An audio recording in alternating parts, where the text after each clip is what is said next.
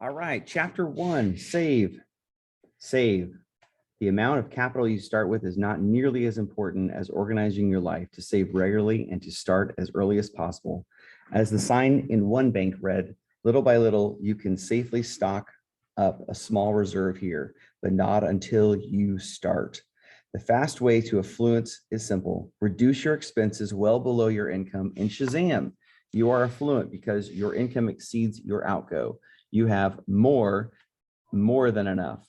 It makes no difference whether you are a recent college graduate or a multimillionaire.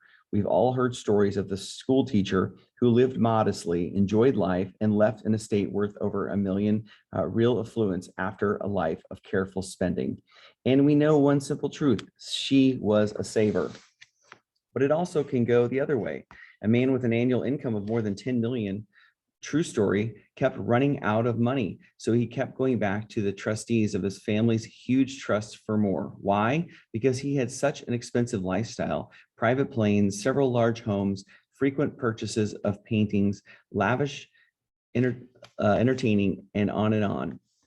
And this man was miserably unhappy. In David Copperfield, Charles Dickens' character, Wilkins McAlder, pronounced a now famous law: annual income 20 pounds, annual expenditure 19 pounds, 19 and 6 results happiness. Annual income 20 pounds, annual expenditure 20 pounds, ought and 6 result misery. Saving is good for us for two reasons. One reason for saving is to prevent having serious regrets later on. As the poet John Greenleaf Whittier wrote, "Of all sad words of tongue and pen, the saddest are, 'It might have been,' 'I should have,' and 'I wish I had,' are two more of history's saddest sentences." Another reason for saving is quite positive. Most of us enjoy the extra comfort and feeling of accomplishment that comes with both the process of saving and with the results. Having more freedom of choice, both now and in the future, sensible savings is a lot like making good health. Bolster the process of saving through good habits, and results can generate positive feelings. No regrets in the future is important, or will be, to all of us. No regrets in the present is important too. Being a sensible saver is good for you, but deprivation is not. So don't try to save too much. You're looking for ways to save that you can use over and over again by making these new ways your new habits. The real purpose of saving is to empower you to keep your priorities, not to make you sacrifice. Your goal is saving is not to squeeze orange juice from a turnip or to make you feel deprived. Not at all. Your goal is to enable you to feel better and better about your life and the way you are living it by making your own best for you choices about when to spend. Savings can give you an opportunity to take advantage of attractive future spending opportunities that are important to you. Saving also puts you on the road to secure retirement, building a new home, or sending your children to college. Think of saving as a way to get you more of what you really need, more of what you really want, need, and enjoy. Let saving be your helpful friend. First, do no harm. The first step in saving is to stop dissaving, spending more than you earn, especially by running up balances on your credit cards. There are a few, if any, absolute rules in saving and investing, but here's ours: never, never, never take on credit card debt. This rule comes as close as any to being an inviolable commandment. Scott Adams, the director of Dilbert comic strip, calls credit cards the crack cocaine of the financial world. They start out as a no-fee way to get instant gratification, but the next thing you know, you're freebasing shoes at Nordstrom. Credit card debt is great. Credit card debt is great, but not for you or any other individual. Credit card debt is great for the lender and only the lenders. Credit cards are wonderful convenience, but for everything good, there are limits. The limit on credit cards is not your announced credit limit. The only sensible limit on credit cards is 0. Credit card debt is seductive. It's all too easy to ease onto the slippery slope and slide down the overwhelming debts. You almost never get asked to pay off your debt. The bank will graciously allow you to make low monthly payments easy, far too easy. Your obligations continue to accumulate and accumulate until you get the letter saying you have borrowed too much. Your interest rate is being increased, and you are required to switch somehow from money going to you to money going from you to the bank. You are not just in debt, you are in trouble. If you don't do what the bank now says you must do, legal action will be taken. Be advised, never, never, never use credit card debt. Start saving early. Time is money. The secret of getting rich slowly but surely is the miracle of compound interest. Albert Einstein is said to have described compound interest as the most powerful force in the universe. The concept simply involves earning a return not only on your original savings, but also on the accumulated interest that you have earned on your past investments of your savings. The secret of getting rich slowly but surely is the miracle of compound interest. Why is compounding so powerful? Why is compounding so powerful? Let's use the US stock market as an example. Stocks have rewarded investors with an average return close to 10% a year over the last 100 years. Of course, returns do vary from year to year, sometimes by a lot. But to illustrate the concept, suppose they return exactly 10% per year. If you started with a $100 investment, your account will be worth 110 by the end of the first year. The original 100 plus that 10 that you earned. By leaving the 10 earned in the first year invested, you start year 2 with 110 and earn $11, leaving your stake at the end of the second year at 121.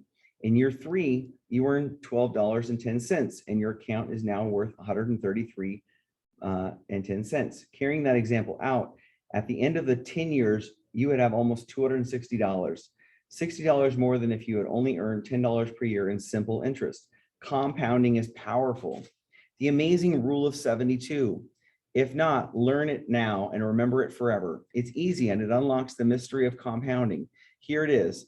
X times Y equals 72. That is X, the number of years it takes to double your money, times Y, the percentage rate of the return you earn on your money, equals 72.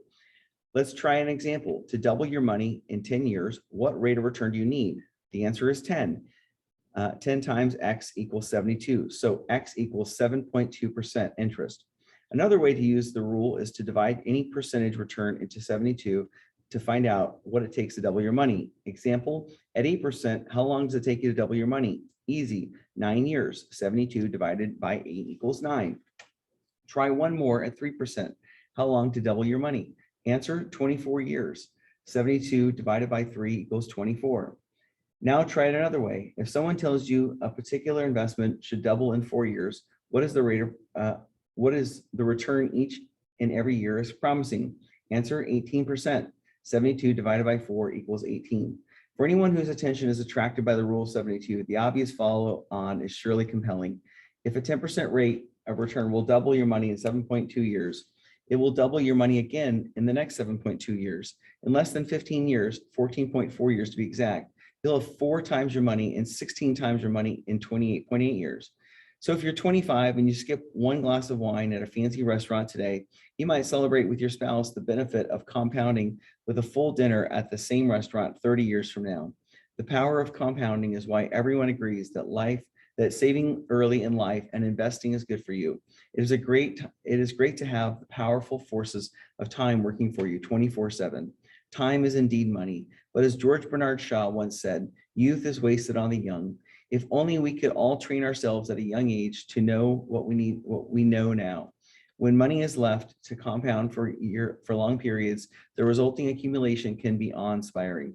If George Washington had taken just $1 from his first presidential salary, invested it at 8%, the average rate of return on stocks over the past 20 years, his heirs today would have about $8 million. Think about this every time you see Washington on a US dollar bill. Benjamin Franklin provides us with an actual rather than a hypothetical case. When Franklin died in 1790, he left the gift of $5,000 to each of his 2 favorite cities, Boston and Philadelphia. He stipulated that the money was to be invested and could be paid out at 2 specific dates, the first 100 years and the second 200 years after the date of the gift. After 100 years, each city was allowed to withdraw $500,000 for public works projects. After 200 years, in 1991, they received the balance, which had compounded to approximately $20 million for each city.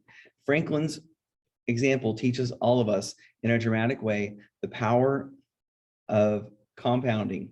As Franklin himself liked to describe the benefits of compounding, money makes money, and the money that makes money makes money. A modern example involves twin brothers, William and James, who are now 65 years old. 45 years ago, when William was 20, he started a retirement account, putting $4,000 in a stock market at the beginning of each year. After 20 years of contributions totaling $80,000, he stopped making new investments, but left the accumulated contribution in his account. The fund earned 10% per year tax-free. The second brother, James, started his own retirement account at the age of 40, just after William quit, and continued depositing $4,000 per year for the next 25 years for a total investment of $100,000, so $20,000 more. When both brothers reached the age of 65, which one do you think had the bigger nest egg? The answer is startling. William's account was worth almost 2.5 million. James' account was worth less than 400,000. Williams won the race hands down, despite having invested less money than James. Williams' stake was over 2 million greater. The moral is clear. You can accumulate much more money by starting earlier and taking greater advantage of the miracle of compounding. We could run through dozens of other examples using actual stock market returns. One investor might start early, but have the worst possible timing, investing at the peak of the stock market each year. Another investor starting later, but is the world's luckiest investor, buying at the absolute bottom of the market every year.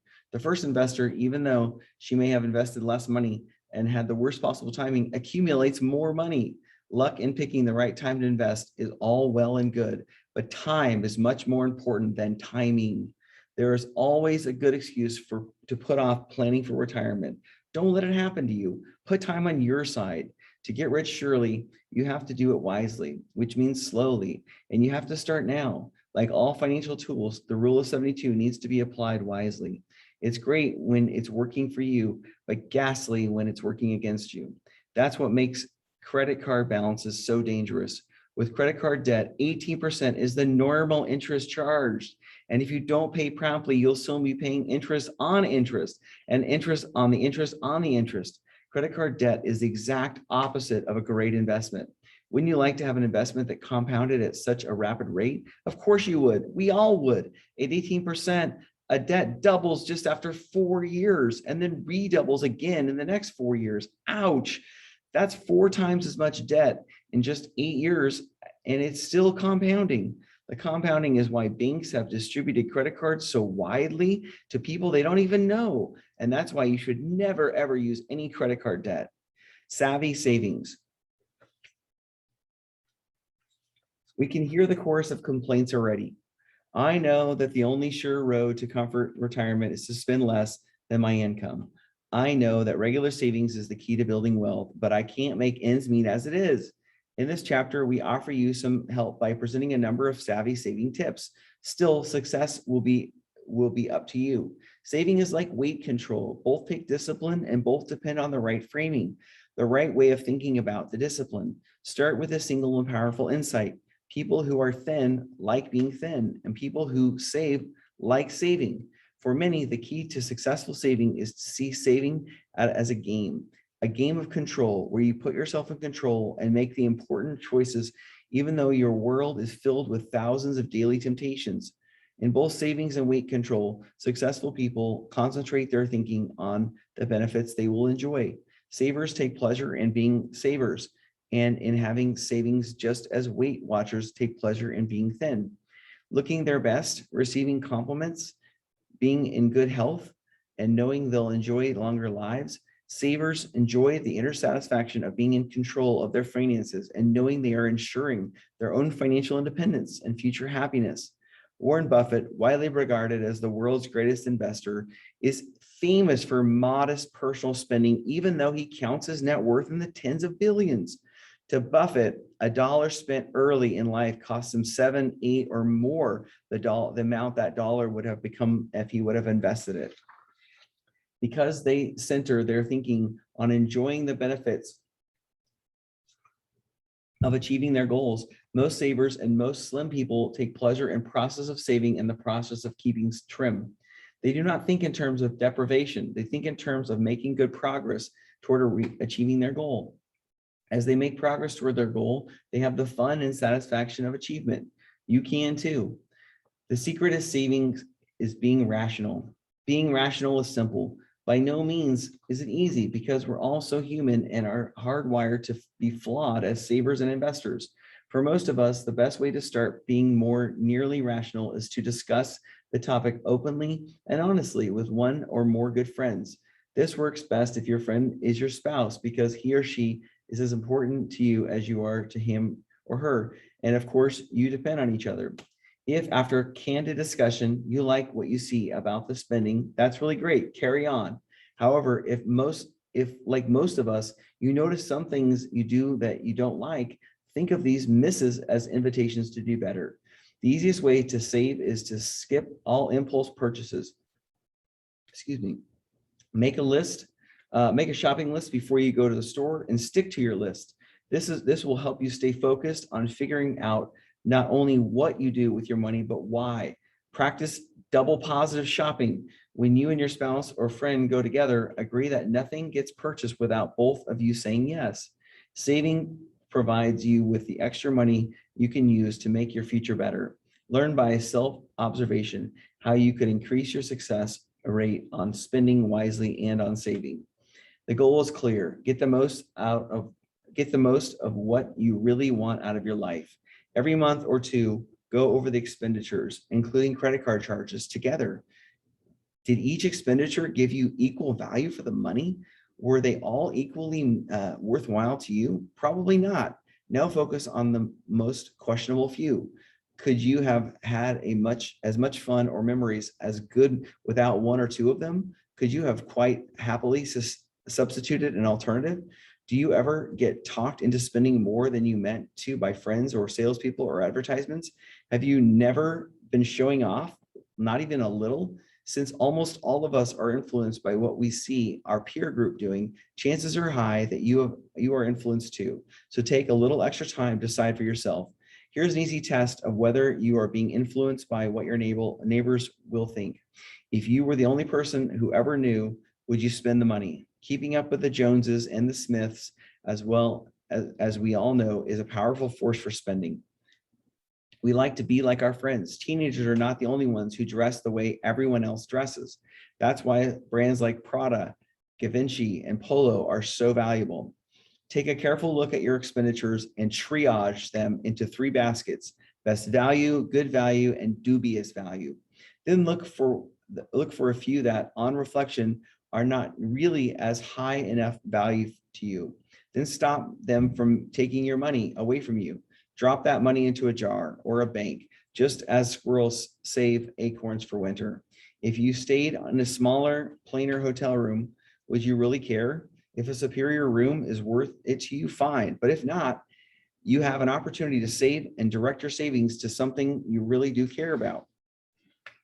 From some city dwellers, take the subway is better than finding a taxi because it's a lot cheaper and often faster. For others, a taxi is worth the extra expense. And some people, each with one of those 2 different kinds of preferences, are happily married to each other.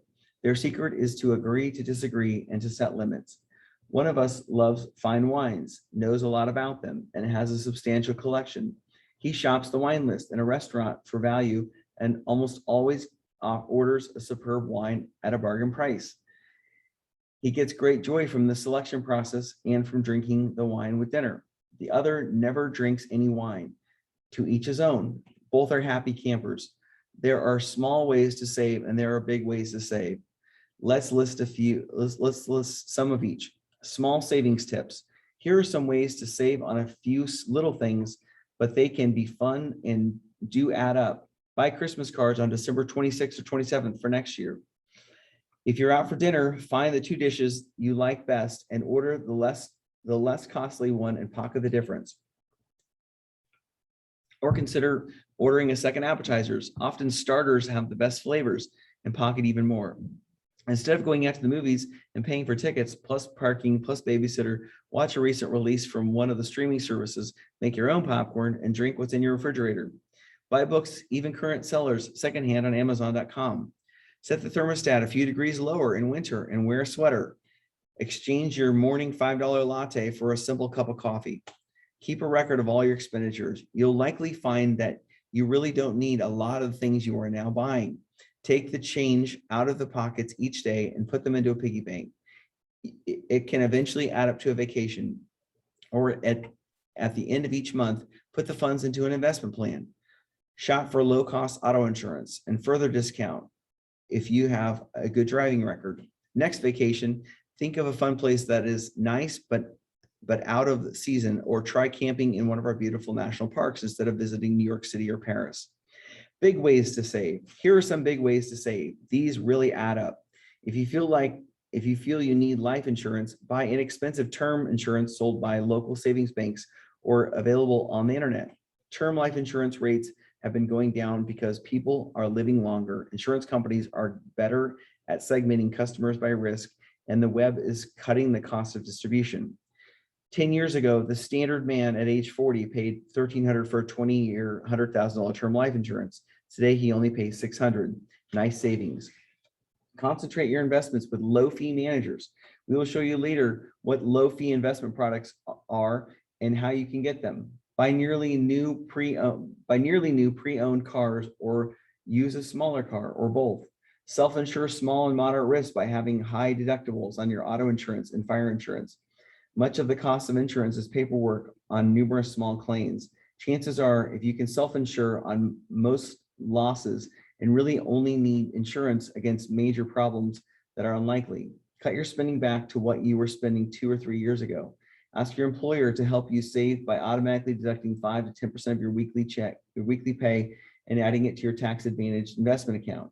If you pay yourself first, you'll pay less in tax and be less likely to spend every nickel you earn. Enroll in a Save More Tomorrow plan. These plans commit you to save some part and only part of next year's raise.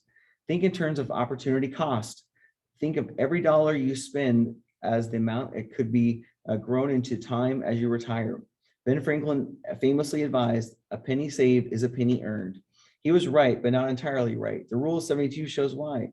If you save money invested at, say, 7% annual return, $1 saved today becomes $2 in about 10 years, $4 in 20 years, and $8 in 30 years, and so on, inevitably growing. So the dollar a young person spends on some non-essential today would mean that $10 or more would be given up in retirement. If you need further discipline, remember that some say the only thing worse than dying is to outlive the money you have set aside for retirement. Let the government help you save. Throughout history, people have changed their behavior to avoid taxes. Centuries ago, the Duke of Tuscany imposed a salt tax. Tuscan bakers responded by eliminating salt in their recipes and giving us delicious Tuscan bread we enjoy today. If you visit Amsterdam, you will notice that almost all of the old houses are narrow and tall. They were constructed that way to minimize property taxes, which were based on the width of a house. Consider another architectural example, the invention of the mansard roof in France. Property taxes were often levied on the number of rooms in a house, and therefore rooms on the second floor or third floor were considered just as ratable as those on the ground floor. But if a mansard roof was constructed on the third floor, those rooms were considered to be part of an attic and not taxed. So follow the history tradition. Tax minimization should be a key objective in the way you organize your financial life. And by minimizing taxes, you can have more to save and invest. We are not suggesting that you attempt to cheat the government. Don't even begin to think of that. But we do urge you to take full advantage of the variety of opportunities to make your savings tax deductible and to let your savings and investments grow tax-free. In the United States, consumers have long lived beyond their means. Consumption expenditures have been excessive, savings inadequate, and indebtedness dangerously high. As a matter of national policy, a number of tax incentives have been established to encourage Americans to save, but millions of Americans are not taking advantage of these incentives. For all the wealthiest people, there is no reason to pay any tax on all the earnings that you set aside to provide for secure retirement. Almost all investors, except the super wealthy, can allow earnings from their retirement investments to grow tax-free. We describe the vehicles available to you in the appendix at the end of the book. Own your home. Neither a borrower nor a lender be, declared Polonius in Shakespeare's Hamlet. As usual, Shakespeare had it right, almost. As with every good rule, there's one exception, a mortgage on your family home. While we believe you should never take a credit card debt, a mortgage makes more sense for 4 reasons. Number one, it enables a young family to have a nice piece to live when the kids are growing up. A nice place to live. Your bank will not let you borrow more than you can sensibly handle given your income. This was true for 70 years ago. Then, as we've recently painfully learned, banks lent too much and have suffered the global financial crisis. Now, sensible mortgage lending is going to be the rule again. Thank goodness. A mortgage is a very special kind of debt. When you take out a mortgage, you decide when to pay the money back. Being in debt is different. When you're in debt, as in a credit card, the lender decides when you have to pay it back. That decision can come your way at the most inconvenient time. And remember the tax advantages of owning a home financed with a mortgage. The mortgage interest costs can be tax deductible. So Uncle Sam can help you by lowering your tax bill. Number 4, the rate of interest you will pay on a home mortgage is substantially lower than the interest you'll pay on a credit card debt. The price of homes has risen along with the inflation for more than 100 years, so housing usually has been a good inflation hedge. Of course, that wasn't the case during the great real estate bubble of 2006 to 2008, but house prices have now returned to more normal values, and home ownership is once again a sensible investment in family happiness.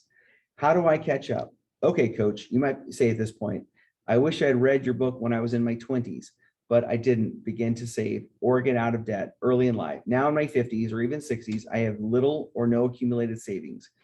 Is there any way to close the money gap? Fortunately, the answer is yes. And Uncle Sam provides some extra tax incentives to help you catch up, but it won't be easy. The only way to make up for lost time is to start a disciplined program of savings now. The tax laws make it possible for investors over 50 to make contributions to their tax advantage retirement plans. By making additional contributions to employer-sponsored 401k or individual retirement plans, older investors can reduce current taxes and ensure that all of their earnings from investments accumulate tax-free. While there are lots of uncertainties as you look forward to retirement, one thing is certain: by spending less, you can save more, and saving more is essential. It's never too late to downsize your current lifestyle and start saving. You could consider selling your large house and moving into a simpler, less expensive place, or you could move to a less expensive location where living costs and taxes are lower. You don't have easy choices, but with this discipline, you can make up for lost time. You may decide to push back your retirement date a few years. There's no law that says age 60, 65, or even 75 are a particular age at which you should stop working. Indeed, people who work at least part-time into their 70s are generally healthier and more alert than those who do nothing. And postponing retirement to the limit of 70 and one half will flatten your Social Security benefits a lot. Will fatten your Social Security benefits a lot, 8% each year. Instead of claiming as early as possible age of 62, you wait until you must claim at 70 and a half. Your Social Security benefits will increase by an impressive total of 76%. Moreover, these benefits continue as long as you live and are adjusted to protect you from inflation. You'll likely get another boost. Social Security benefits are based on your best 35 years of earnings, and chances are that your earnings will be higher when you're in your 60s than in your 20s.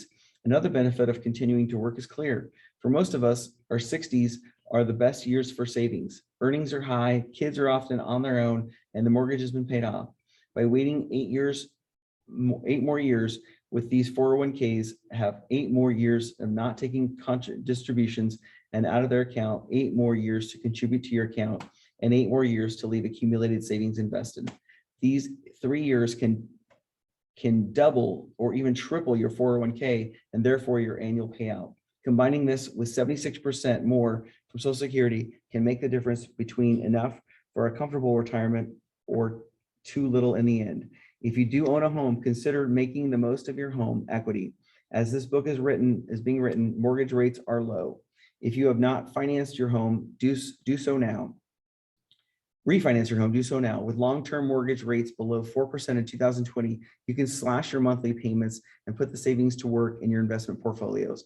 If you are retired and have a considerable equity in your home, you might consider reverse mortgage, where you borrow against the value of your home. Instead of paying your mortgage off, you gradually receive payments up to the amount of the loan. Of course, this is not savings, but it will not provide you an inheritance for your heirs, but it will make you hopefully make you meet your expenses. Even if you failed to save enough on the regular schedule early in life, the first fundamental rule for achieving financial security is it's never too late to start. Live modestly and avoid taking on credit card debt. Even if you fail to save enough on a regular schedule early in life, the first fundamental rule for achieving financial security is it's never too late to start.